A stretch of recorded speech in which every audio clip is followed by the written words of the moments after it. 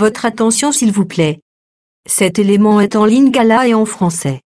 Contactez-nous pour savoir s'il est aussi disponible en la langue de votre préférence. Veuillez aussi noter qu'il est en audio uniquement, dépourvu de ce fait d'image originaire. Christ Equality Foundation, organisme international d'évangélisation, et sa rubrique « Pasteur et thème » vous présente cette vidéo, en accord avec l'homme de Dieu, le pasteur Anselme Tamboué, ministre de l'Évangile éternel. Suivez-le tous les jours sur christequality.com et sur évangileéternel.com. Là, vous y trouverez de manière ordonnée tous ces enseignements disponibles en texte, en audio, en vidéo et en direct à notre web radio et télé. Surtout, ne partez point sans souscrire à l'une de nos chaînes YouTube qui correspond à votre version linguistique. Souscrivez s'il vous plaît. Tous les enseignements du pasteur Anselme Tamboué sont disponibles sur christequality.com/anselmetamboué.html. Bonne édification au nom de notre commun Seigneur et Dieu Jésus-Christ. Amen. Et sans plus tarder, nous allons prendre notre lecture dans Exode chapitre 31, 18e verset. Ensuite, nous lirons Exode 32, du 15e au 16e verset. Et puis, nous allons continuer notre lecture dans Colossiens chapitre 3, verset 14 à 16.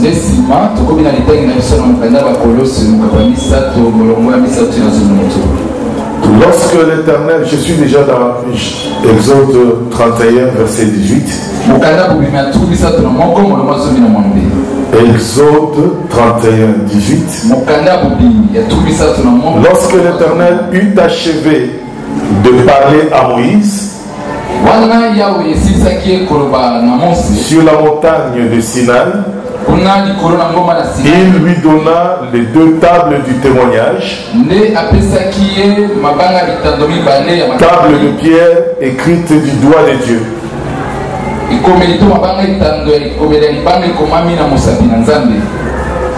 Exode chapitre 32, versets 15 et 16.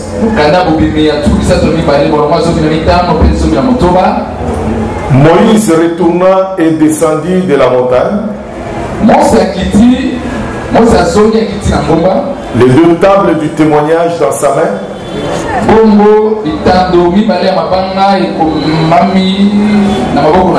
Les deux tables du témoignage dans sa main. Les tables étaient écrites de deux côtés.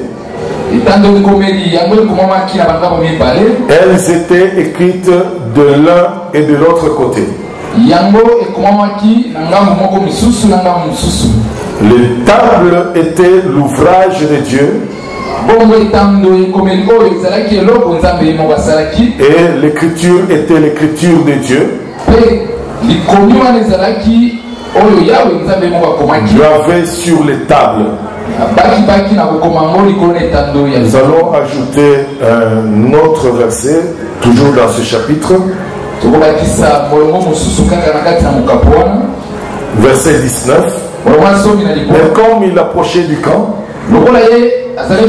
il vit le veau et les danses. La colère de Moïse s'enflamma et il jeta de ses mains les tables. Et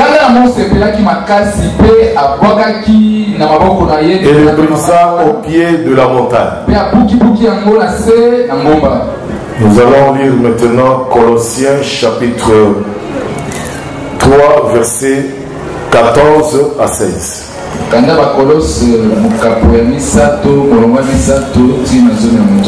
Colossiens chapitre 3, du 14e au 16e verset.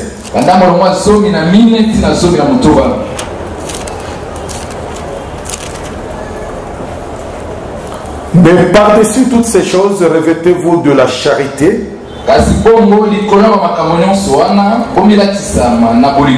qui est le lien de la perfection. Et que la paix de Christ à laquelle vous avez été appelés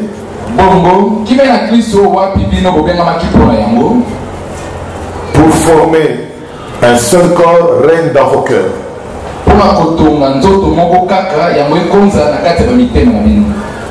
Et soyez reconnaissants que la parole de Christ habite parmi vous abondamment. Instruisez-vous, exertez-vous les uns les autres en toute sagesse, et par des psaumes, par des hymnes, par des cantiques spirituels, chantant à Dieu dans vos cœurs sous l'inspiration de la grâce. Vous allez vous asseoir pendant que nous continuons la lecture.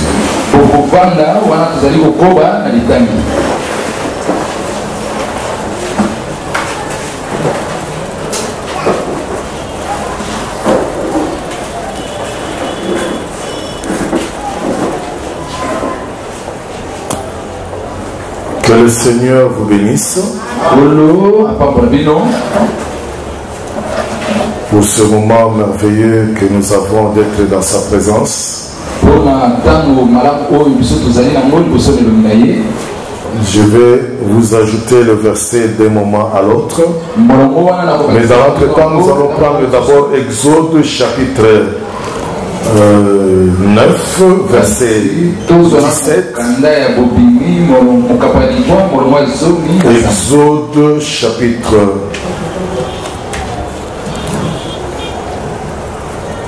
9, verset 17.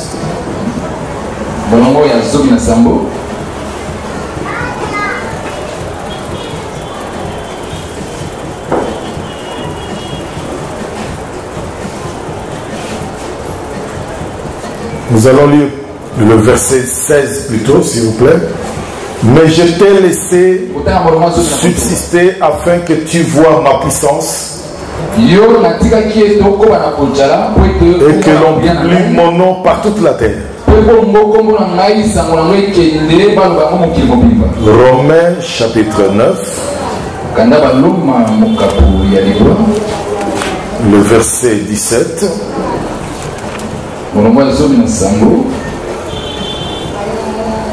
Car l'Écriture dit à Pharaon, je t'ai suscité à dessein pour montrer en toi ma grande puissance, afin que mon nom soit publié par toute la terre. Amen. Que le Seigneur vous bénisse. Seigneur notre Dieu Tout-Puissant, nous te sommes reconnaissants ce soir à cause de ton grand amour dont tu nous as aimés. Car c'est toi qui nous rassembles autour de ta parole.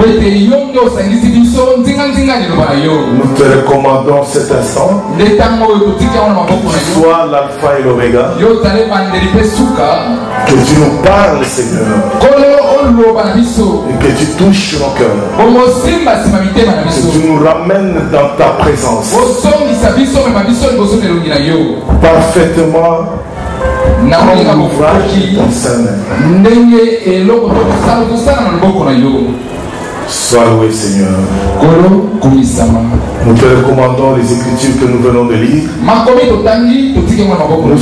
Nous savons, Seigneur, qu'il n'y a que toi qui peux mieux expliquer les Écritures.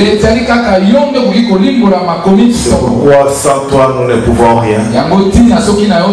Et nous t'invoquons en ce moment afin que tu te mettes à l'œuvre dans le cœur de chacun. Nous avons ici prié au nom du Seigneur Jésus-Christ. Amen. Nous vous disons bonsoir dans le nom de Jésus. Amen. Que le Seigneur bénisse chacun de vous. Qu'il vous donne l'intelligence pour comprendre les Écritures. Afin que vous soyez enracinés dans la parole de Dieu. Et que la source d'eau vive coule dans vos cœurs. Nous sommes reconnaissants au Seigneur pour tous les bien-aimés qui sont passés avant nous.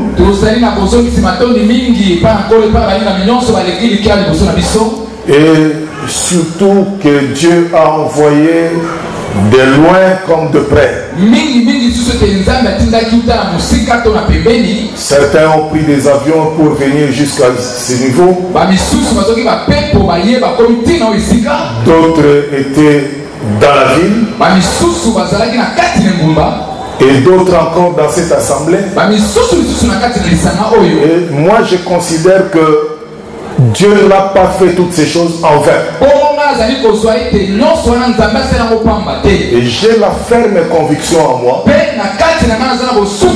que Dieu, au travers de chacun de ses serviteurs,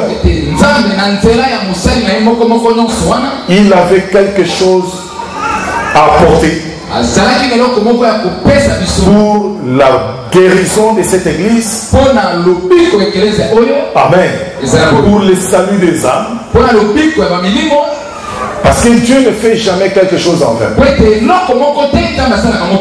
L'homme sage c'est tirer les leçons de tout ce qu'il apprend. Et j'ose croire que le passage de tous ces bien-aimés n'a pas été en vain. Et si nous avons été attentifs, je crois que Dieu prépare quelque chose de grand pour nous. Et c'est dans l'amour de Dieu que Dieu nous a envoyé tous ses serviteurs afin de nous alerter. Non seulement la bénédiction dans le sens matériel, mais également dans le sens spirituel. Je crois que le cœur de chacun de nous a été soigneusement entretenu. Amen.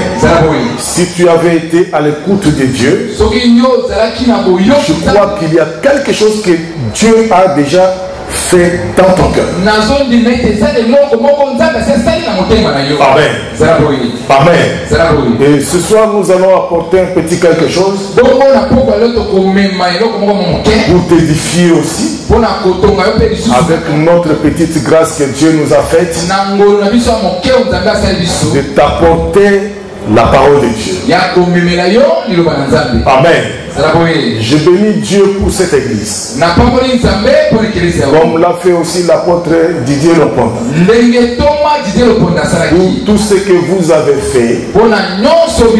Vous avez apporté financièrement, matériellement, spirituellement, du soutien à tous les hommes de Dieu qui sont passés au milieu de nous. La parole nous exhorte à être reconnaissants. Malgré toutes les contraintes socio-économiques, notre façon de vivre, la crise et tout, mais vous avez fait l'essentiel pour venir en aide à nos bien-aimés qui nous ont visités. Et vous méritez des fleurs, frère. Ma soeur, vous méritez des fleurs. Que Dieu vous donne davantage de quoi soutenir son œuvre. Amen. Que tu ne manques jamais quelque chose. Comme la veuve de Sarepta, qui était venue en aide à Élie. Nous disons de la même manière avec Élie Que le pain ne manque jamais dans ta maison. Que l'huile ne manque jamais dans ta maison. Que l'abondance de la vie te soit accordée. Parce que Dieu n'a jamais été ingrat. Et tout ce que vous avez fait cela pour le Seigneur. Que le Seigneur qui avait vu votre souffrance, le Seigneur qui avait vu votre peine, la douleur de votre cœur, même quand vous sortiez de l'argent, vous étiez au bout de vos forces. Que Dieu vous comble de sa grâce. Que Dieu vous comble de bonheur. Que Dieu vous bénisse davantage. Et ne regardez pas cela comme un sujet de tristesse. Au contraire, regardez l'apôtre Paul lorsqu'il exhorte. Il dit ceci: mes frères, regardez comme un sujet de joie complète les diverses épreuves auxquelles vous pouvez être exposés. Car l'épreuve de votre foi produit la patience. Et il faut que la patience accomplisse parfaitement son œuvre en vous, afin que vous deveniez parfaits, sans faillir à rien. Frère bien-aimé, le chemin de la perfection, ça passe par l'épreuve. Regardez Abraham, qui n'avait qu'un seul fils. Dieu lui dit: donne-moi ton fils, ton unique, celui que tu aimes bien. Abraham était mis à l'épreuve, mais il n'a pas résisté. Pourquoi? C'était pour qu'il devienne parfait. Amen. Pour qu'il devienne parfait, il fallait que Dieu mette son cœur à l'épreuve. Que Dieu lui arrache son cœur. Amen. En passant par l'épreuve, on devient parfait. Celui qui n'a jamais été éprouvé ne deviendra jamais parfait. Amen. Vous comprenez? Et même encore aujourd'hui, nous avons encore d'autres contraintes. Non, contrainte veut dire quoi? Nous sommes sous pression. Nous avons des choses que nous devons accomplir. Malgré nos difficultés, nous avons l'obligation de les accomplir. Par exemple, la collecte que nous avons effectuée le dimanche en faveur de l'homme de Dieu, l'évangéliste Kakon. Nous sommes en train de le faire malgré les faibles moyens que nous avons. Nous devons le faire parce que nous savons que Dieu va nous récompenser. C'est pourquoi ne te fatigue jamais. Nous avons aussi la construction qui nous attend. En même temps, nous disons, frère, nous lançons un appel d'offres. Tous les frères qui sont des ingénieurs, qu'ils nous proposent quelque chose de ce genre que nous avons ici avec des colonnes, mais avec une charpente métallique démontable qui permettra à ce que lorsque nous aurons le grand chantier pour construire notre temple définitif, nous puissions le démonter facilement. Mais la structure en béton va rester et nous allons continuer les travaux plus tard. Amen. Est-ce que vous comprenez? Nous avons beaucoup d'ingénieurs parmi nous. En bâtiment, ils peuvent proposer et nous prendrons ce qui va nous coûter le moins cher possible. Ce qui sera beaucoup plus pratique, qui permettra que nous fassions notre séminaire dans le temps que nous avons. Le verset que je voulais ajouter, le voici.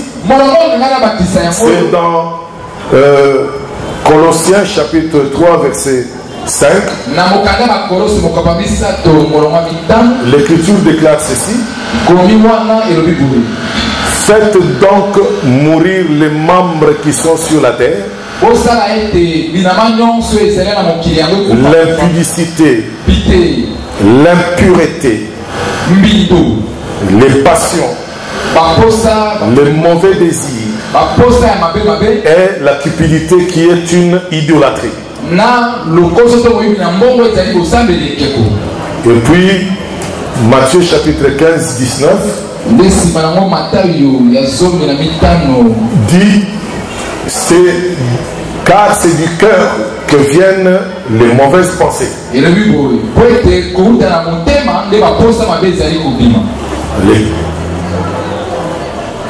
Le maître, les adultères, les impudicités, le vol, le faux témoignage, les calomnies. Verset 20, voilà les choses qui suivent l'homme. Mais manger sans s'être lavé les mains, cela ne suit point l'homme. Amen. Notre thème que nous allons exploiter, c'est faites mourir les membres qui sont sur la terre. C'est ça notre thème que nous allons exploiter. Amen. Mais avant cela, nous voulons dire ceci. Pour t'exhorter, je vais t'informer, frère bien-aimé. Quand tu veux faire quelque chose de bien, mets cela dans ta tête qu'il y aura de l'obstacle, il y aura de l'opposition. Cela ne veut pas dire que la chose ne vient pas de Dieu. Beaucoup de gens, lorsqu'ils sont butés à des obstacles, ils pensent que la chose ne vient pas de Dieu. C'est pourquoi on me résiste. Oh, regardez, frère bien-aimé, dans les Écritures, quand Dieu a vu la souffrance des enfants d'Israël, il a appelé Moïse en disant: va, délivre mon peuple qui est en Égypte. Mais je vais mettre dans le cœur de Pharaon l'incrédulité afin qu'il te résiste. Il ne va pas te laisser passer si ce n'est que par une main puissante. Amen. Et c'est ainsi que Moïse, quand il est parti, il a fait toutes sortes de démonstrations, comme vous connaissez. Mais Pharaon n'a pas libéré les enfants d'Israël. Il pouvait même se fatiguer. Est-ce que vous comprenez, frère? Il pouvait se fatiguer en disant: non, je vois que la chose ne vient pas de Dieu.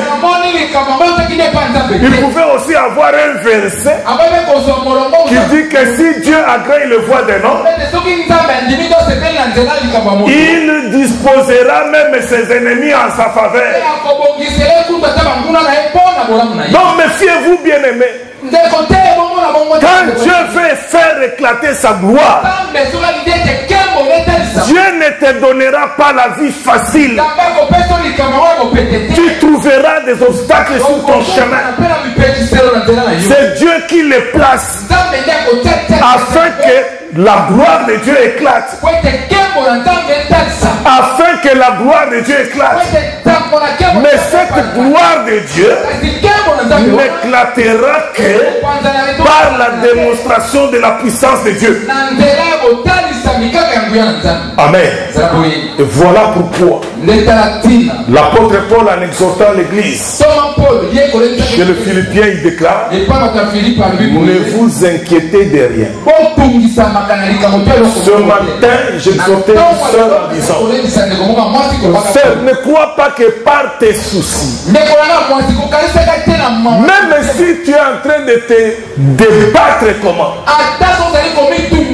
écoute, ce que Dieu recherche dans tout ça, c'est que la gloire lui revienne à lui seul.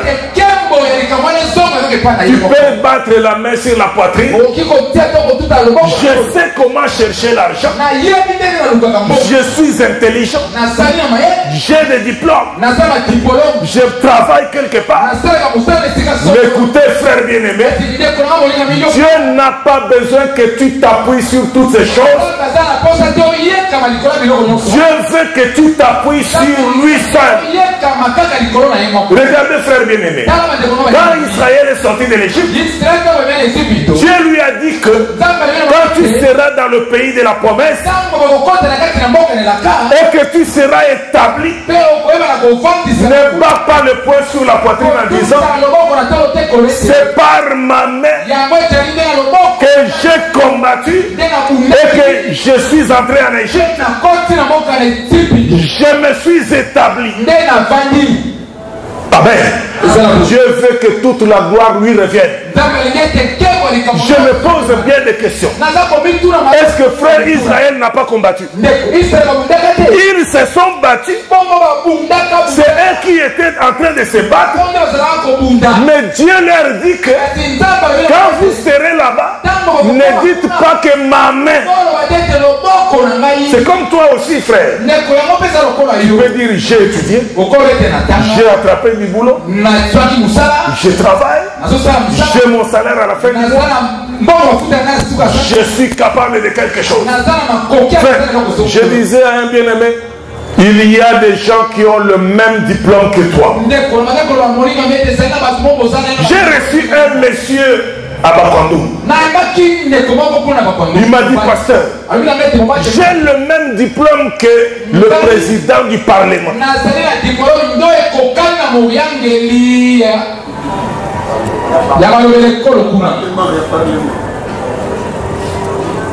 Il est de ma promotion. Mais regardez l'écart qui est entre lui et moi.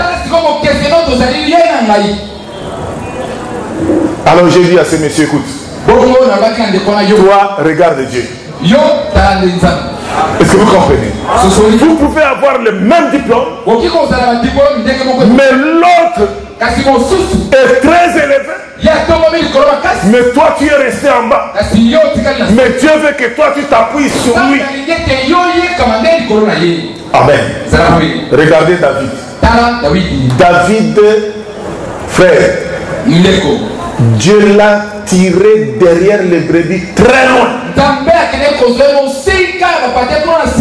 David ne pouvait même pas se prévaloir de quelque chose.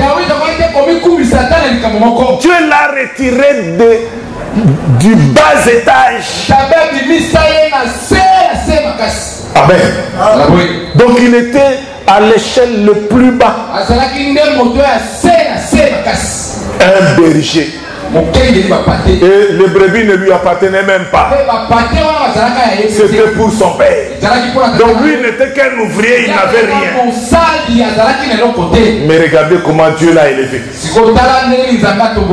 David pouvait rendre grâce à Dieu parce qu'il savait de là où Dieu l'avait tiré. Amen. Il n'a pas étudié.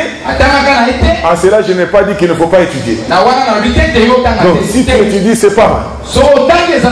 Mais je dis seulement ceci. David n'a pas étudié. Mais Dieu a fait ce choix afin que David glorifie Dieu dans sa vie. Est-ce que vous comprenez, frère?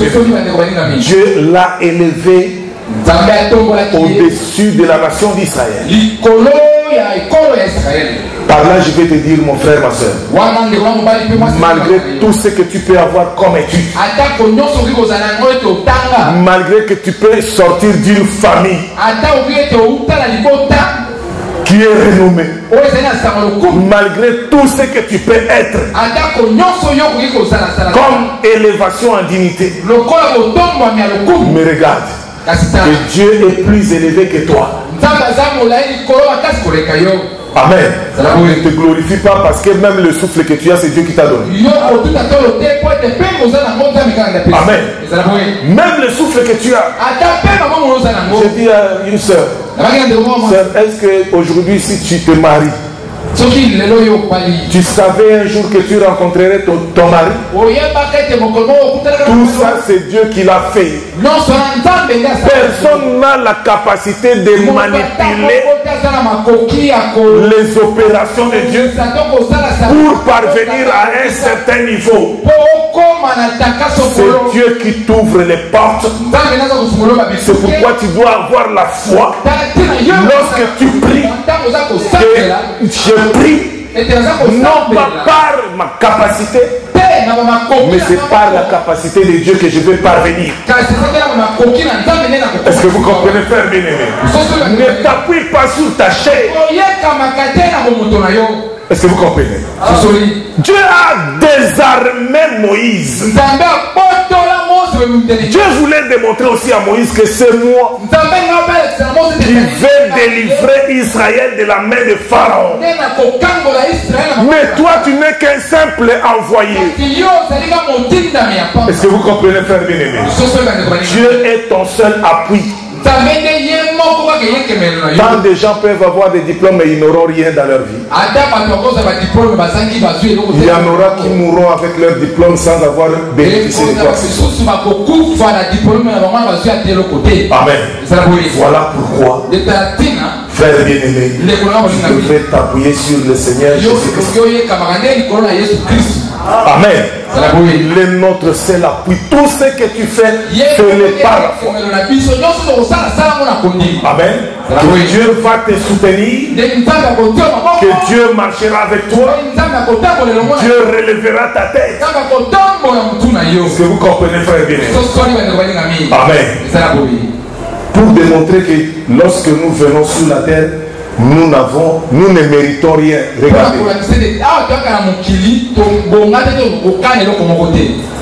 Tu sors du sein de ta mère nue,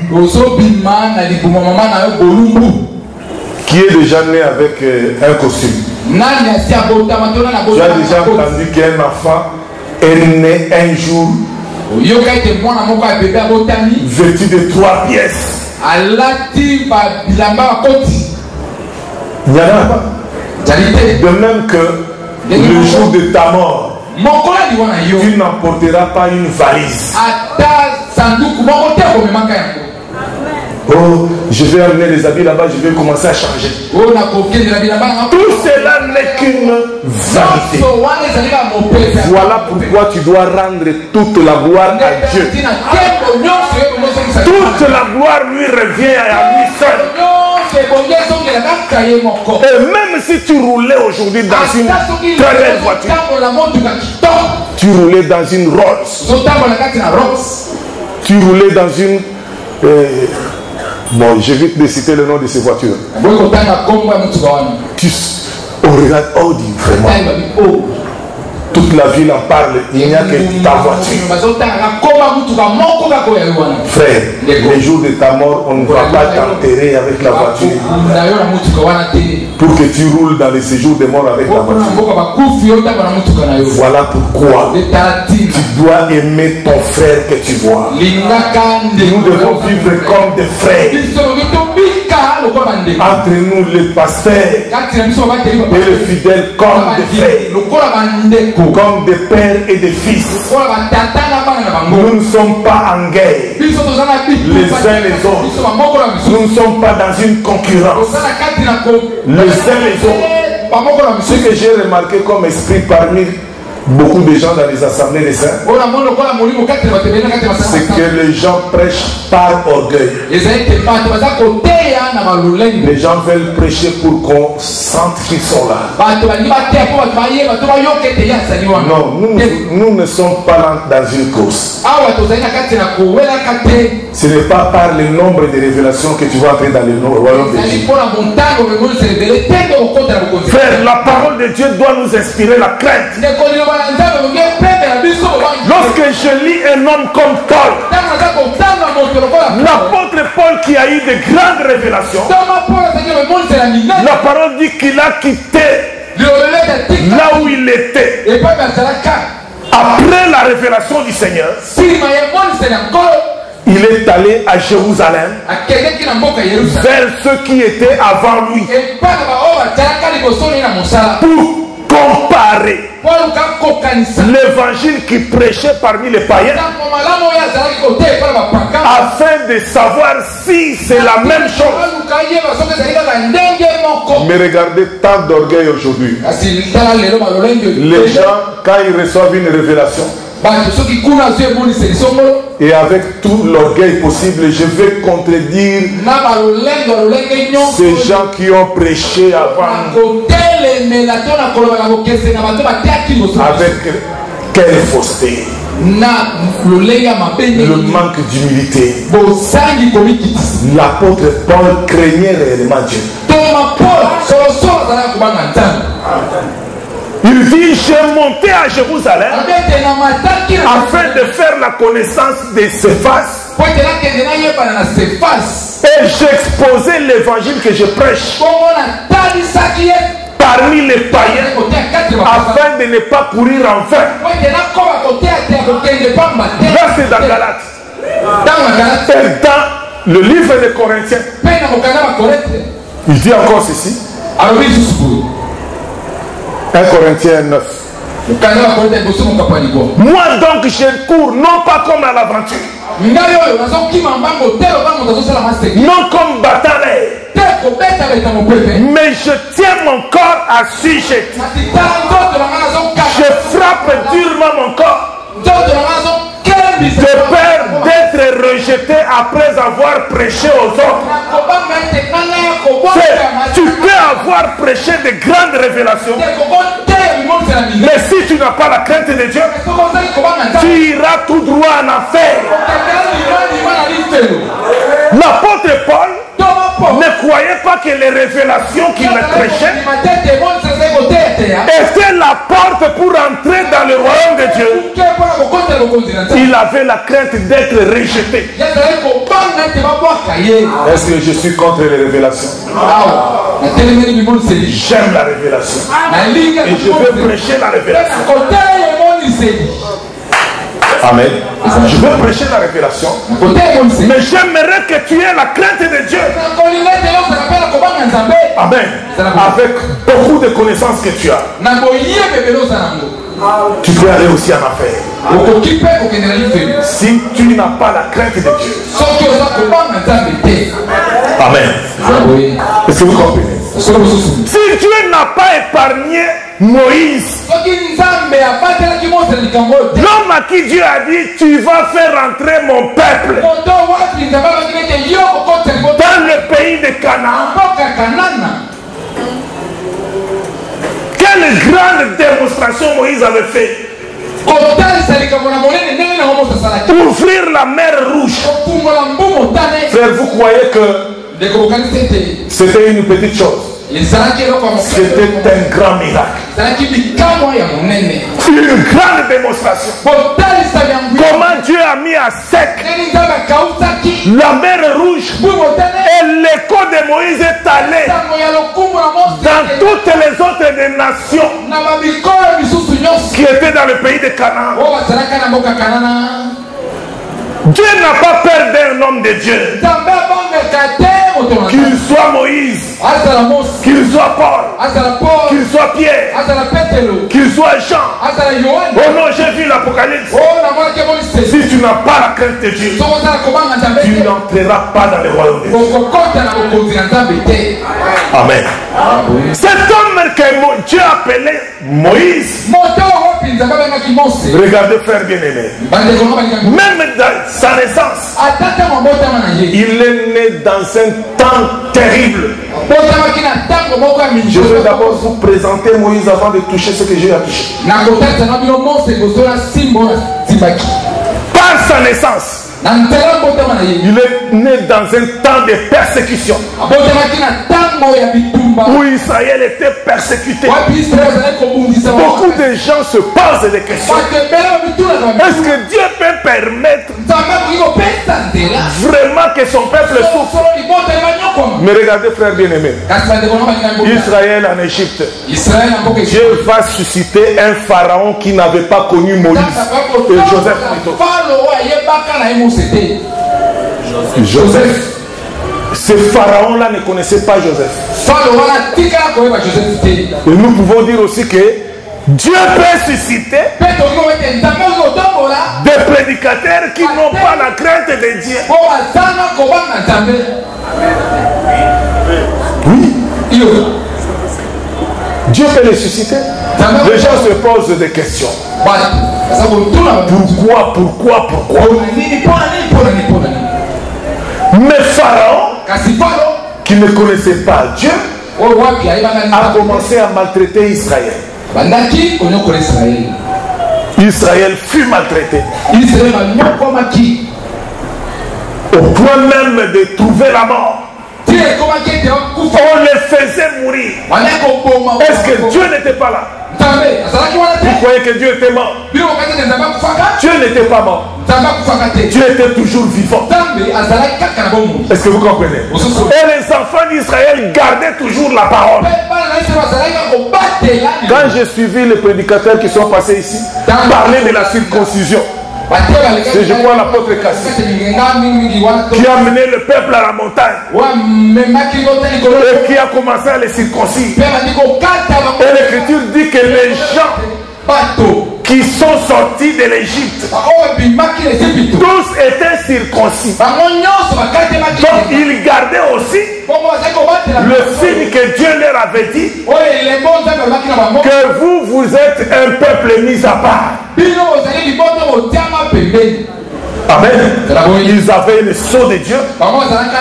Ils savaient qu'ils étaient différents de tous les autres peuples du pays d'Égypte. Parce qu'eux, ils avaient un signe. Ils étaient circoncis. Donc ils appartenaient à Dieu. Mais le pharaon les a fait mourir. Amen. Il les a fait mourir. Et Dieu a suscité maintenant Moïse, son serviteur. Il a dit, il a rassemblé les anciens d'Israël pour leur dire, Dieu m'a visité, nous allons sortir de ce pays. Et ils ne le croyaient pas. Ils pensaient que non, Moïse est en train de faire de dire des mensonges.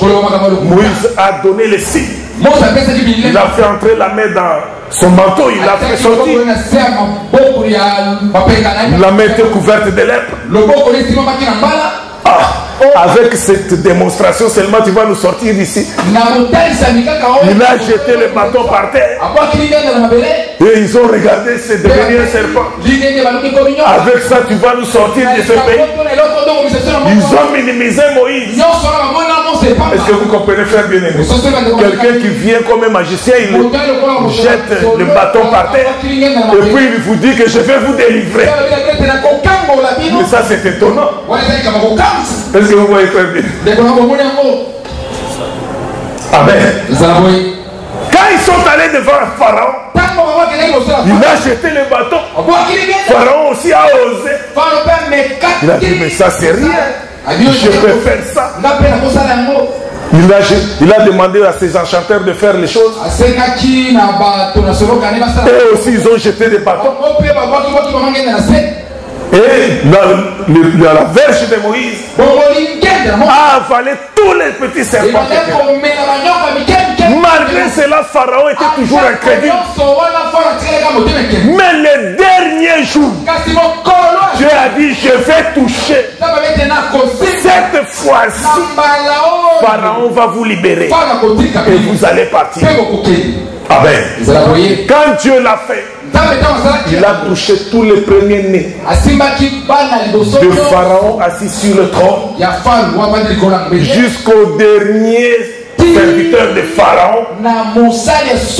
Il a touché même leur bétail.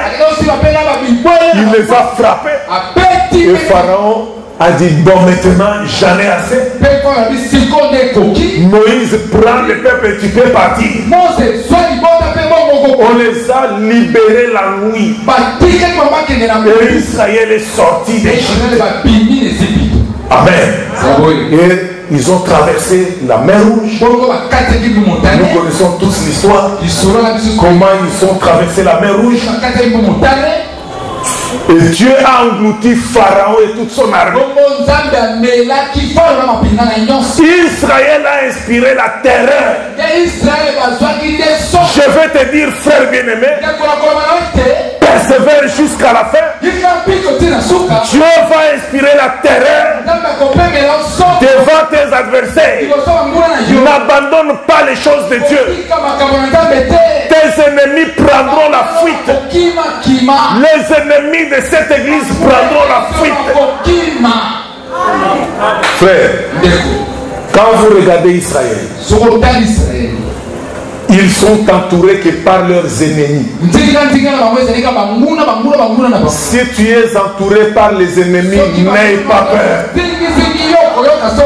Ne sois pas frustré parce que Dieu va les anéantir. Assemblée des saints de l'université, aie confiance en Dieu. Dieu va anéantir tous vos ennemis. Que cela ne te fasse pas peur. Même quand tu es combattu au travail, quand tu es combattu dans ta famille, dans ton quartier, dans tes études, tu vas chercher le boulot. On te dit, toi tu n'auras pas le boulot. Ici on engage que les gens qui sont dans les loges, n'aie pas peur, parce que ton Dieu va agir. La délivrance arrivera. Et c'est dans le calme et de la tranquillité que viendra ta délivrance. Ce n'est pas en s'agitant que la délivrance va venir. Ce n'est pas en ayant peur que la délivrance va venir. Garde seulement le calme et la confiance. Dieu va agir. C'est Moïse, cet homme de Moïse. Dieu lui a dit encore une parole. Voici, je te fais Dieu. Amen. Je te fais Dieu. Tu es un homme. Là, je rejoins en même temps l'apôtre Cassie. Quand Dieu a dit, faisons l'homme à notre image. Donc Moïse, en devenant Dieu, Dieu lui a donné aussi le ministère de créer. Amen.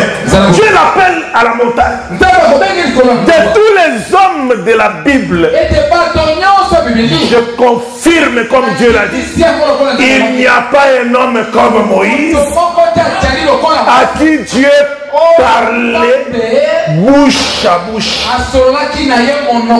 Qu'un prophète ne te trompe pas. Oh non, moi quand j'entre dans ma chambre, je cause avec Dieu bouche à bouche. Dieu n'a pas dit ça. Dieu ne l'a jamais dit. Et il ne l'a jamais fait. Je vous informe que Moïse parlait avec Dieu comme un homme parle avec son ami. Comme nous parlons avec vous. Dieu assis comme l'apôtre Didier est assis. Moïse assis. Il converse. Si un prophète te dit ou non, moi j'ai entendu une voix audible, oui, il peut entendre une voix audible. Mais parler comme ça, comme un homme parle avec un autre homme, il vous trompe. Dieu a déjà dit. Si je suscite des prophètes parmi vous, c'est dans une vision que moi, Dieu, je leur parlerai. Quand il a parlé avec Ézéchiel, c'est dans la vision. Mais avec Moïse, ce n'était pas ainsi. Avec Moïse, c'était comme ça, comme un homme qui parle avec son ami. Oh, Élie a parlé avec Dieu, oui. Mais Dieu a dit ce sera dans une vision. Amen. Si nous avons des frères qui ont le don de prophétie parmi nous, ils ne parlent pas avec Dieu comme Dieu parlait avec Moïse. Si un prophète maintenant te dit, vous savez, quand moi j'entre dans ma chambre, Dieu vient et nous parlons ensemble depuis 0 heure jusqu'à 6 heures. Il vous a trompé parce que ça contredit l'écriture. C'est-à-dire, ce Moïse n'était pas n'importe qui. Parce qu'il représentait quelqu'un. Dieu l'appelle à la montagne. Il lui donne la loi. Après avoir parlé avec lui, Dieu produira 2 échantillons de pierre. C'est là où nous sommes. Dieu lui donne 2 échantillons de pierre. Et la parole dit que 16 échantillons de pierre étaient l'ouvrage de Dieu. Amen. L'ouvrage de Dieu. Et ce qui m'étonne maintenant, c'est quoi? Dieu donne le travail à Moïse de faire le tabernacle. Et puis il prend quelque chose du ciel pour aller loger dans ce tabernacle-là. Est-ce que vous vous représentez ça? Le reste, c'était des choses terrestres. Et la seule chose céleste, c'était les 2 tables de pierre qui devaient aller habiter là. Mais Dieu a piégé Moïse parce que cela ne devait pas se faire. Le mariage entre le ciel et la terre, Moïse ne pouvait pas le faire. Il y avait quelqu'un qui était préparé pour ça. Et ce n'était pas Moïse. Moïse n'était que l'ombre. Souvenez-vous que Dieu avait séparé le ciel et la terre. Amen. Il les a séparés. Maintenant, donné à un homme de ce monde de réunir le ciel et la terre. L'Écriture dit que les pierres étaient l'ouvrage de Dieu. Donc ces 2 pierres-là n'étaient pas terrestres, mais c'était des pierres célestes. Amen. Moïse descend avec ça, mais le peuple n'était pas digne de le recevoir. Amen. Le peuple n'était pas digne. Pendant que Moïse parlait avec Dieu, le peuple a fait une abomination et un faux don. Ils ont fait le vaudeur, pourquoi? Ils ont dit, c'est Moïse, nous ne savons ce qu'il est devenu. Nous voulons un Dieu comme toutes les autres nations. Ils ont des dieux qu'on voit. Et que ce Dieu marche devant nous. Suite à la pression du peuple, Aaron a fait un vaudor. Frère, si tu es un vrai serviteur de Dieu, tu n'obéiras pas au peuple, mais tu obéiras au maître qui t'a établi serviteur de Dieu. Est-ce que vous comprenez? Un faux serviteur subit la pression du peuple et il fait le vaudor.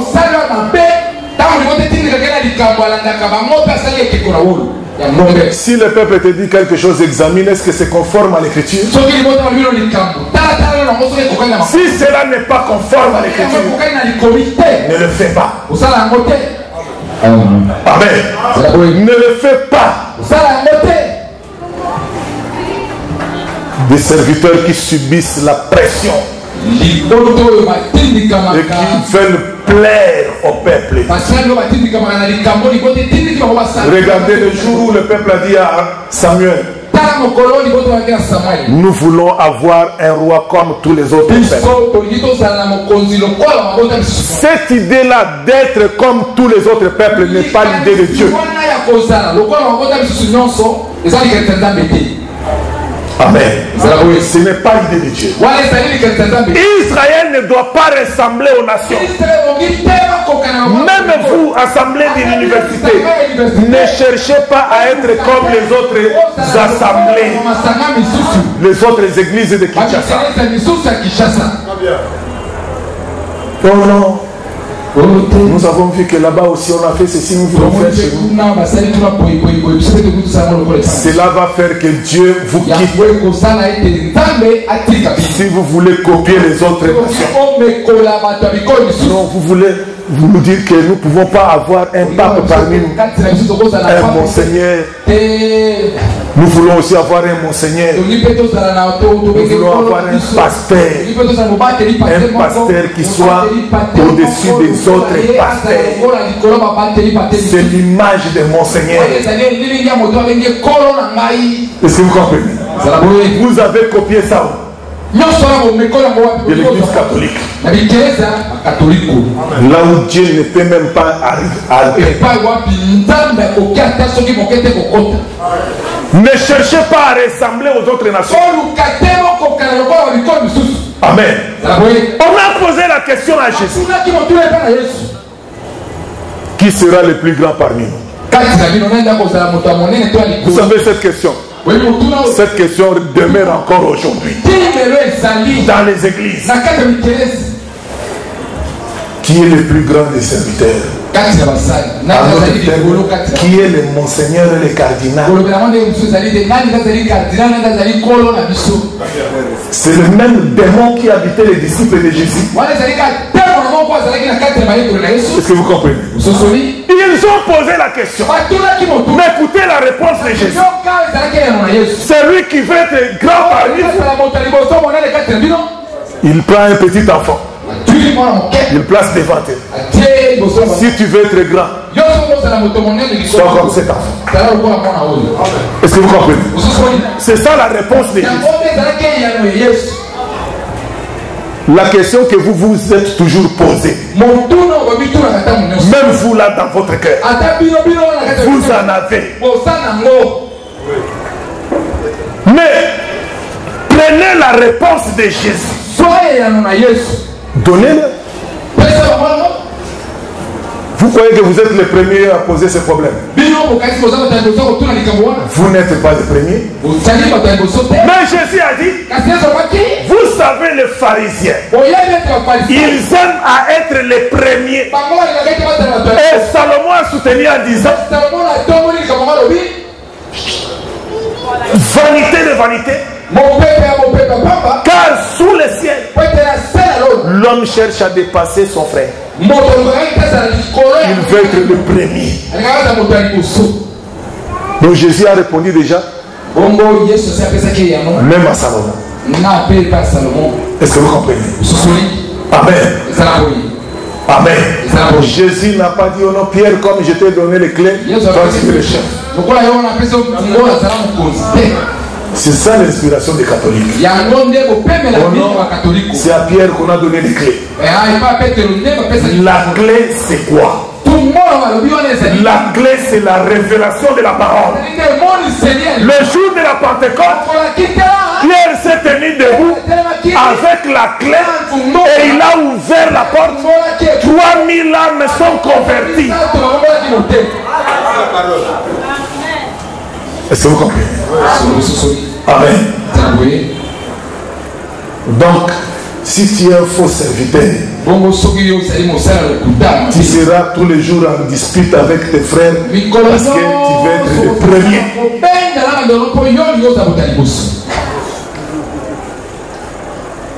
Mais sois le premier aussi dans le service, dans le travail. Il a dit, regardez, celui qui veut être le plus grand, soit comme cet enfant. Amen. Dieu a dit à Moïse, fais-moi un tabernacle et j'habiterai au milieu de vous. Maintenant le tabernacle, pour qu'il soit le tabernacle, il lui donne là les deux tables de pierre qui sont l'ouvrage de Dieu et l'écriture de Dieu. Je n'ai pas vu là où on a dit à Dieu, fais-moi deux tables de pierre. Mais Dieu lui-même a fait les choses. Il a produit deux tables de pierre et il a écrit au-dessus des paroles pour qu'il y ait un mariage entre les choses terrestres et les choses célestes. Je m'étends. À l'arrivée, quand Moïse descend de la montagne, il voit le spectacle. Qui lui a dit de briser les tables? Il pouvait les garder. Mais il était poussé. L'a brisé. C'est toi et moi qui comprenons que le peuple n'était pas digne de ces dons de la part de Dieu. Et nous comprenons que ces tables représentaient le Seigneur Jésus-Christ. C'est pourquoi il ne pouvait pas le recevoir en ce temps-là, parce que le temps n'était pas encore indiqué où Dieu devait habiter parmi les hommes. Est-ce que vous comprenez? Les deux tables étaient l'ouvrage de Dieu, c'est-à-dire c'était la création de Dieu, c'était la perfection même. Or, il fallait que le sang puisse réparer le péché d'Adam, afin que les dons célestes viennent habiter parmi les hommes. Amen. Et puis Dieu, au lieu de condamner Moïse, pourquoi tu as brisé? Je te donne les deux tables de pierre. Et puis Dieu savait que le peuple avait déjà péché. Au lieu de lui dire, laisse mes deux tables ici, toi vois les mêmes réduits. Dieu était en mesure de le faire, bien-aimé. Est-ce que vous me suivez très bien? Dieu était capable de dire à Moïse, parce que Dieu est omniscient, il connaissait que le peuple avait péché, et il a dit à Moïse, ton peuple que tu as fait sortir d'Égypte a péché, donne-moi mes choses que je les garde. Mais Dieu lui laisse encore les choses, il descend avec ça, et puis Dieu lui permet de les briser au pied de la montagne dans sa colère. Amen. Donc Moïse a manifesté la colère. Cette colère-là, c'était la colère de Dieu. Dieu ne l'a pas condamné d'avoir brisé son ouvrage. Est-ce que vous comprenez? Mais cet ouvrage a été brisé pourquoi? À cause des iniquités des enfants d'Israël. Est-ce que vous comprenez? Et c'est là où nous comprenons aussi que Jésus aussi a été brisé pour nos iniquités. Amen. Si Moïse n'avait pas brisé ses pieds, donc Dieu allait habiter au milieu du péché. Et après avoir brisé ça, Dieu dit à Moïse de refaire le travail. Cette fois-ci, Dieu ne va pas prendre encore des matériaux du ciel, mais il va réceptionner des matériels naturels de cette création, mais que Moïse va tailler. C'est pourquoi je vais dire encore que cet enseignement veut dire l'usine de taillage de Dieu. bisika onzambe aza kobongisa biloko mpona ye. Amen. Amen. Est-ce que vous me suivez très bien? Amen. Et Moïse va faire le travail. Notre temps est déjà dépassé. Nous nous arrêtons par là. Nous continuerons demain. Que le Seigneur vous bénisse.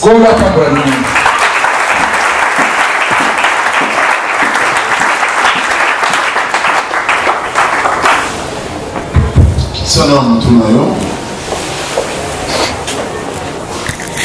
Ondela neki mutema nayo, isi mutema nayo, isi mutema nayo, isi mutema nayo, isi mutema nayo, isi. Merci d'avoir suivi ce message et que Jésus-Christ vous bénisse. Si vous avez une question à l'intention de l'homme de Dieu, si vous voulez que l'homme de Dieu prie pour vous, si vous voulez vous confier à l'homme de Dieu, ou si vous voulez tout simplement bénir l'homme de Dieu, contactez-le directement si ses coordonnées sont disponibles depuis sa page. Sinon, contactez-nous et nous lui transmettrons vos préoccupations. N'oubliez pas de faire un tour à notre page évangélisation pour voir en quoi vous pouvez vous rendre utile à Christ par cette œuvre. Que Dieu vous bénisse tous. Amen. ChristQuality.com. Les cieux en un clic de la souris. Évangile-éternel.com. Le site de l'Évangile éternel. Christ et Quality Fondation, équilibrer la manne ramassée dans le désert de sorte que chacun ait un remède.